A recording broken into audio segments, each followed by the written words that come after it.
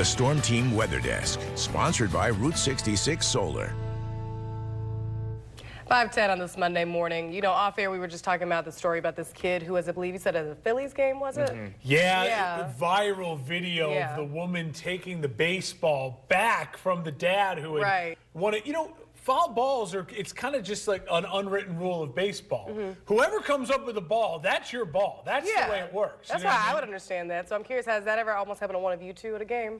No, I've never actually even really come close to fighting for a foul ball in all my baseball games. I've been to a lot of Cubs games this year. I think like 12, but I think the closest has been on the second row, it would come right at me and then fall right below us. So I've never caught a foul ball. My sister has in spring training, but that's pretty much it. That's still cool. You definitely just want to give the ball to the kid, and that's what the dad did. He gave the ball to his son, and then that woman said no. But I wonder if we'll get, you know, a Good Morning America piece on this woman. She'll come out and do a big interview or something, you know, trying to plead her case or whatever it might be. But it is cool that after the fact, we also mentioned that the kid got like a signed baseball bat after the fact. You know, I guess the team had found out about what happened.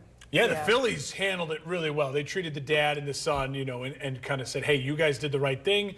This fan, you didn't start a confrontation. This fan really wanted that ball. You gave the ball and kind of moved on and lived to fight, you know, to see another day. Wild viral video, that's for sure. Miss Rayford, you're back with us. It's great to have you. We are ready for 4 hours of live television this morning.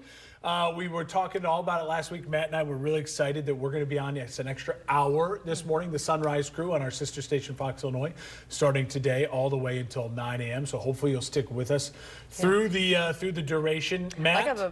I was going to say, I like how the promo turned out. I had shared that on social media to give people a heads up about it. Looked really good. We're excited about it. And Matt, I know today you're tracking more dry conditions. Yeah, I mean, to be honest, there's only really one thing to talk about in the forecast, and that's just temperatures are going to warm back up. But today, high pressure is still dominating most of the forecast across the area. It's going to stay around for some time, so it's going to keep the cloud coverage fairly light throughout pretty much the whole week. We don't really have much of any rain chances for the next 7 to 10 days. Zooming in right now, we have barely any clouds, so temperatures are going to continue to cool down, and we're starting off the morning a little chilly out there, especially in some places out towards Paris. We're back to 42 degrees in Springfield, just a couple degrees away from our record low for September 8th. But when we head out the door over the next few hours, still going to be very cool until we get some sunshine, and we're only going to be in the mid to upper 50s by around 9 a.m. But overall today, it shouldn't be too bad. We should have plenty of sunshine, actually, instead of the cloudy conditions. What we do expect is rain chances to stay very, very low for some time. What we got temperature-wise, we will get into those mid to even upper 70s, but without much humidity, we're actually going to feel a couple degrees cooler across the area.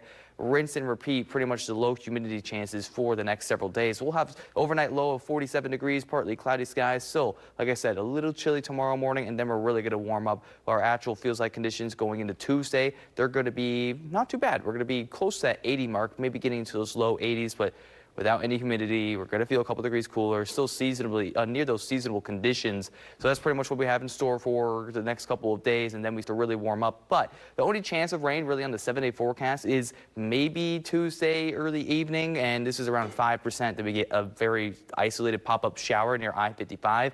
I don't think that's going to happen. Dry air should dominate the whole forecast. We don't really have any rain chances until maybe the weekend, and that's just because we're so far away, the uncertainty starts to build up. But I think we'll be dry for quite a while. Now, for the middle of the week, we're going to be seeing temperatures start to get close to, if not over, that 90 mark. But like I said, low humidity means that the feels-like conditions aren't going to be super impactful, but it's been very dry for a good stretch of time over the last, 40 days. We haven't had a quarter of an inch of rain, and we're expected to stay dry for the next 6 to 10 days. And on your 7-day outlook, we do expect it to warm up. End of the week into the early weekend, likely to be above that 90 mark, likely to be feeling more like the mid 80s across the region. And like I said, the rain chances, I just don't see them. We'll be breaking down how long we are going to likely stay dry later in the show. Thank you so much for watching, and make sure that you subscribe to our YouTube channel, and you can see more videos from News Channel 20.